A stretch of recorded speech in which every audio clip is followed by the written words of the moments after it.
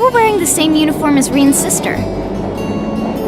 Yeah, they must go to St. Astraia too. So, the famous St. Astraia Girls' School is around here, huh? It's supposed to be a combined middle and high school exclusively for the young ladies of the nobility. Yeah, this is one part of the capital that the masses have no reason to visit. Although, I can at least support the school's commitment to fostering chastity and rejecting materialism. You seem to know an awful lot about a fancy girls' school.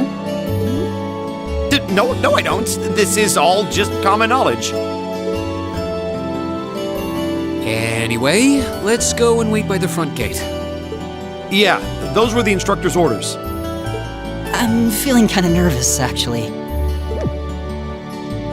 Why would you? To men, this academy must seem clad in the mysterious, impenetrable aura of feminine nobility.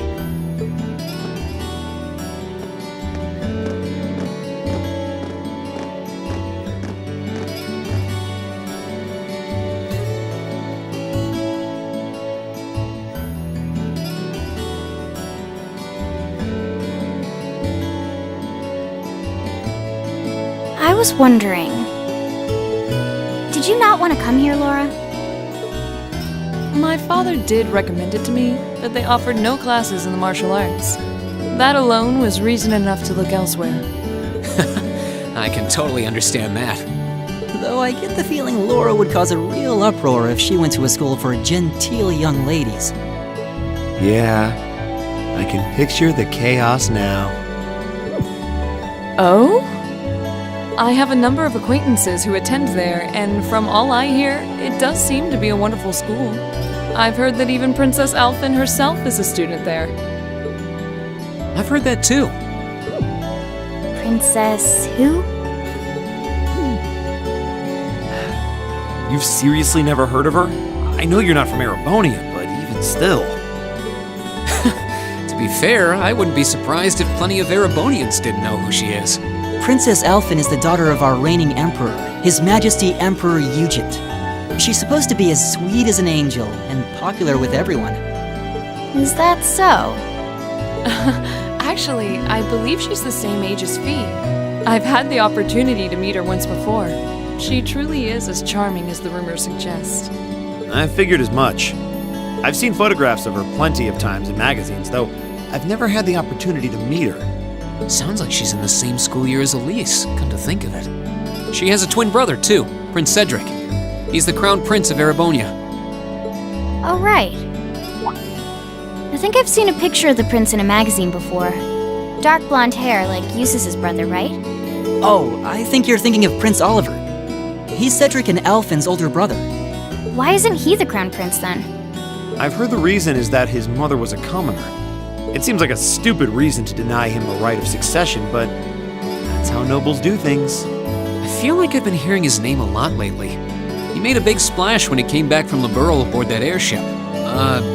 You know the one, right? You must be referring to his return aboard the Arcel, after the crisis in Liberl was put to rest.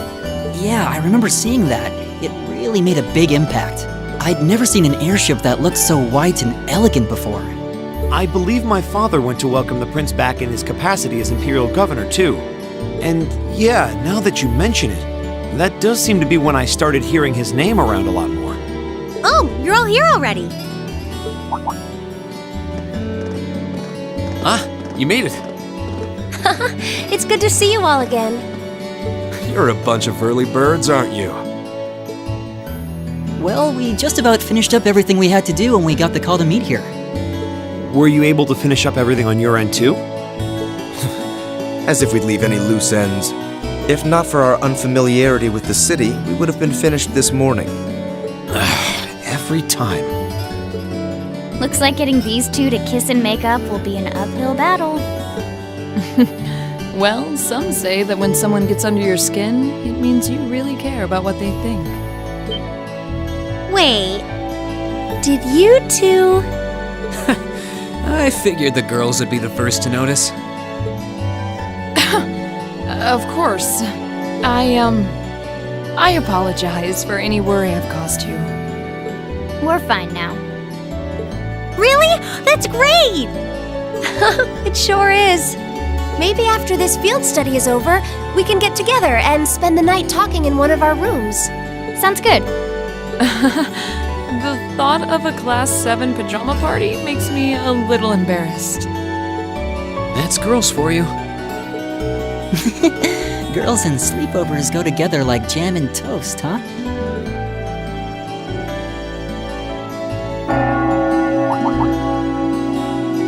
That must be Heimdall Cathedral's bell.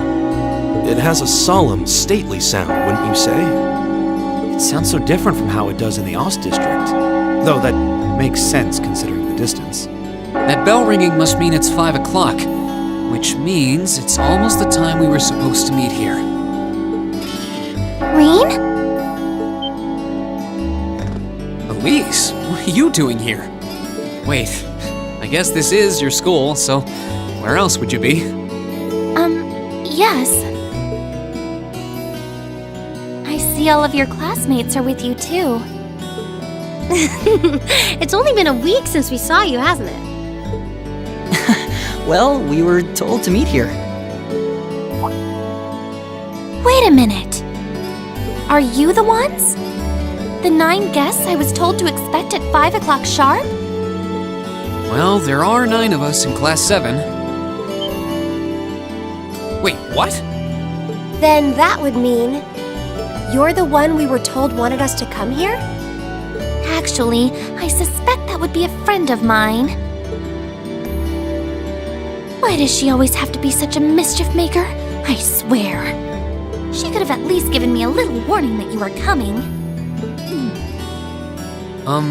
Elise?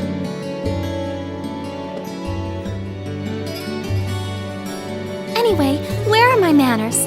Welcome to St. Astraia Girls' School. I hope you'll enjoy your visit. Right this way.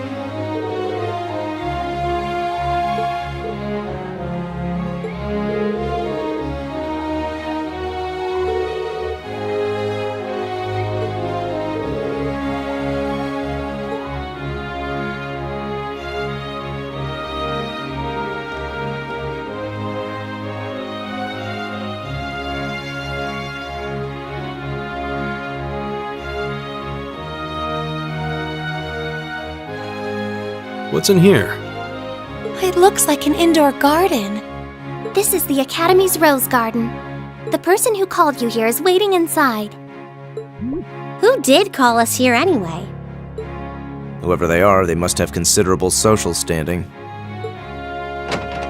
Your Highness, I brought the guests. Thank you. Please show them in. Oh, No way! Hey, Elise, is that... You don't need to ask when you already know. Now, if you'll follow me.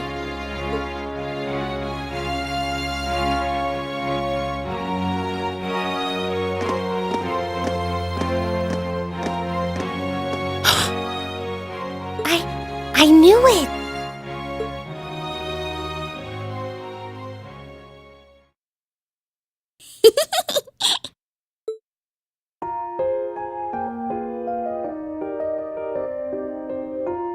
Welcome, ladies and gentlemen of Class 7.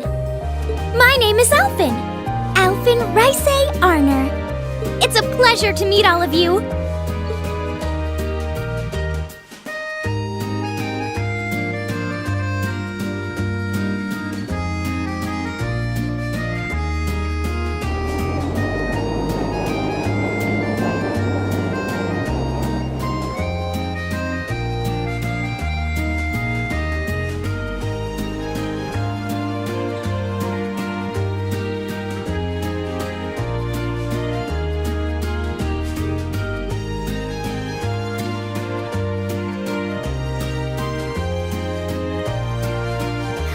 Elise, cheer up! I'm sorry, alright? I was only trying to tease you a little.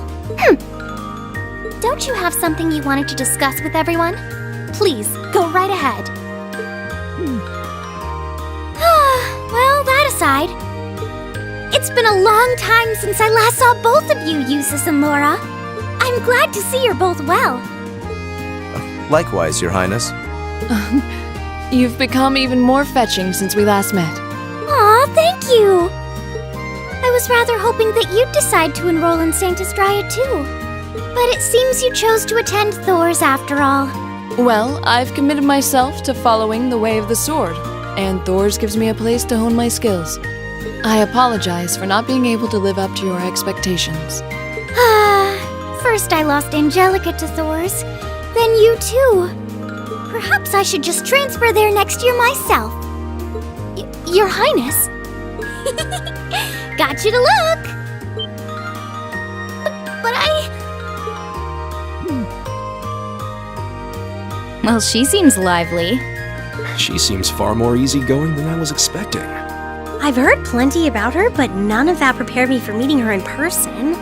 So, this is what it's like to be in the presence of royalty. It's actually rather overwhelming. I can see why people always compare her to an angel. Me too.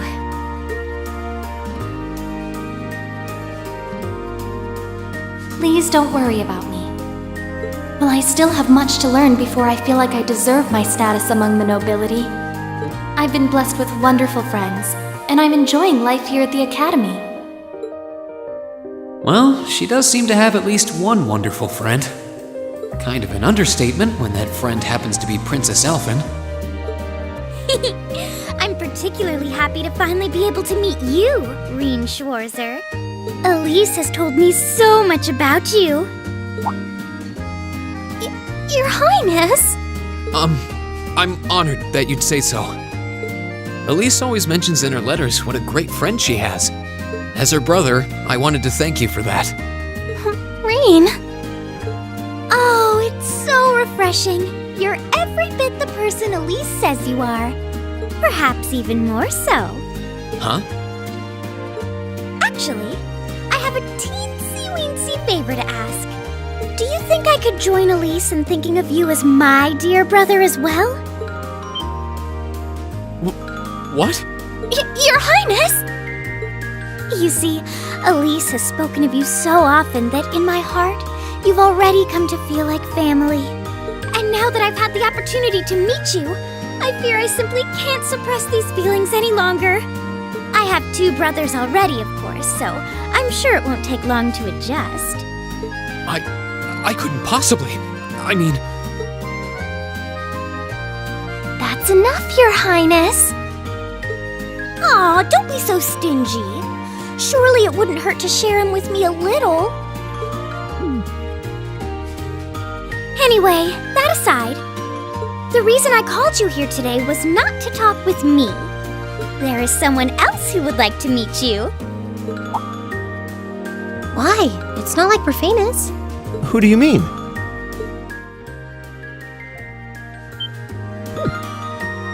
Hey, isn't that... A guitar? No, a lute? Oh, it seems he's arrived. Oh, I apologize for keeping you waiting.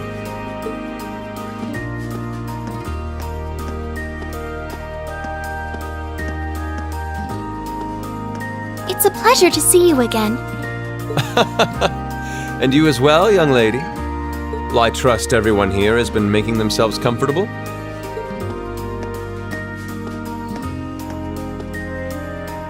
Who's this guy? I'm not sure, though I feel like I've seen him somewhere before. I serve as a music instructor in the hallowed halls of this fine academic institution. In truth, I am ever on the hunt for that elusive mayfly we call love. But that might raise eyebrows at a girls' school. But whose pulse would not quicken wandering into this untainted cloister of dew-eyed maidens? Ah, the romance. Could he be? I think that's quite enough. Any more of that and our guests may start edging toward the exit. Ah, I can always count on you to never miss a beat, my dear sister. Oh, wait. So this is... Whoa. Indeed.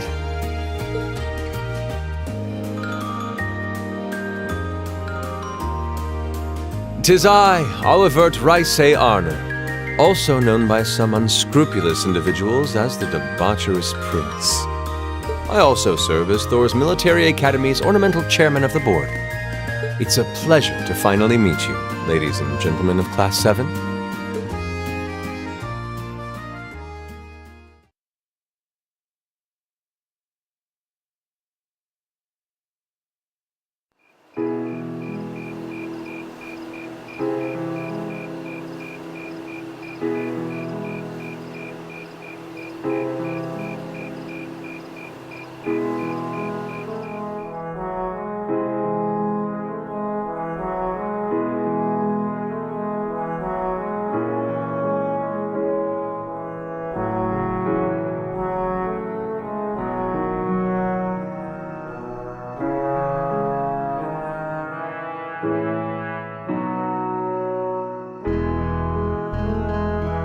I have to admit, I was surprised to learn that you're the chairman of the board of directors, Your Highness.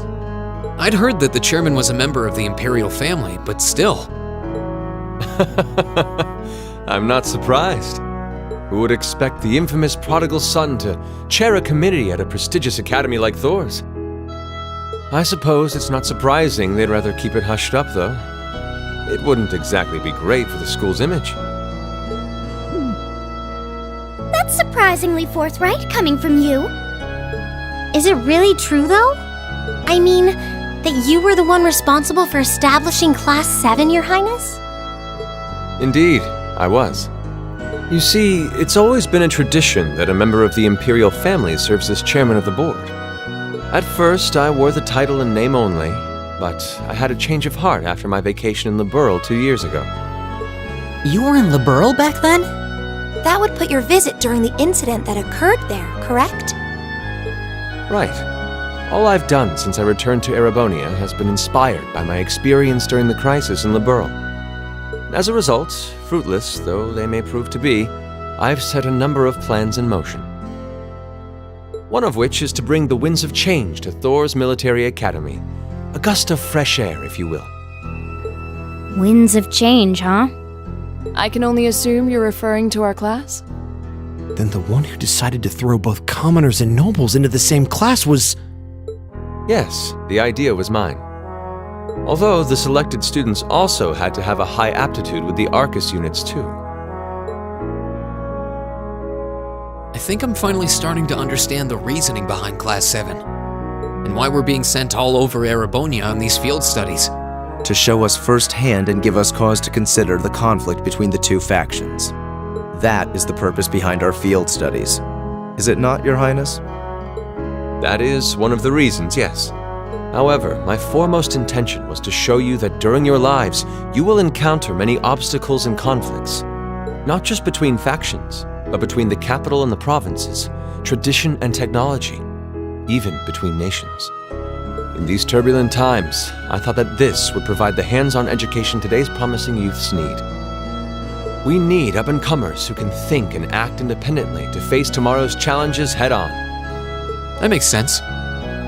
Wow, that's quite a plan. I can't help but feel a little unsure whether we can live up to such high expectations. Hearing your explanation has, at the very least, cleared up many of the doubts I've had up to this point. Class 7 does seem like an ideal environment to expand one's outlook on life. I feel like going through everything we have so far has brought us closer to doing exactly that. Yep. Marvelous. I'm so pleased to hear it. Just listening to you makes me feel even more certain that establishing Class 7 was the right decision. Especially since while the idea itself was mine, I have no real say in how the classes run day to day. Even so, I still hope to meet all of you at least once, if only to tell you all this. That was when Alphen stepped in and offered to set up this little meeting. I see. Well, I could hardly refuse such a sincere request from my brother. But it also presented me a fine chance to finally meet Elise's beloved brother, as I've always wanted to. Your Highness! Thank you for taking the time to tell us all of this, Your Highness. I feel like now that I know, I want to live up to the promise you saw in Class 7. Thing is, am I right in assuming that Class 7 doesn't exist just to fulfill your progressive ideal? What do you... Oh? The board has its chairman, of course, but 3 directors besides. My older brother Rufus, Imperial Governor Karl Regnitz, and Irina Reinford of the Reinford Group. Oh, yeah. Now that you mention it, They do seem to have certain expectations for us. Precisely. As I mentioned, I no longer have anything to do with how Class 7 is run. That authority lies with the directors. As you're keenly aware, Rufus and Governor Regnitz sit on opposite sides of the factional divide. And while Chairman Irina is mostly involved with Class 7's technology, like the Arcus, her intentions are a mystery to me. And it's those 3 who decide where you'll travel for your field studies. Is that right? When you put it that way, it does make it seem like some kind of bargaining is taking place behind the scenes. It was one of the conditions they gave in exchange for allowing Class 7 to be established. I'll admit, I hesitated to allow it, but I decided to place my hopes in you. We believed then, as we still do, that one day you all will be a great light that can push back the darkness of this country. Well, I suppose when I put it that way, it sounds positively heroic. But that's just me. Don't feel too pressured by it. Your students, first and foremost. Reach out and grab that fragrant rose of school life. Join a club. Eat cheap food with your friends at midnight. Fall in love. We live but once. Make your youth count.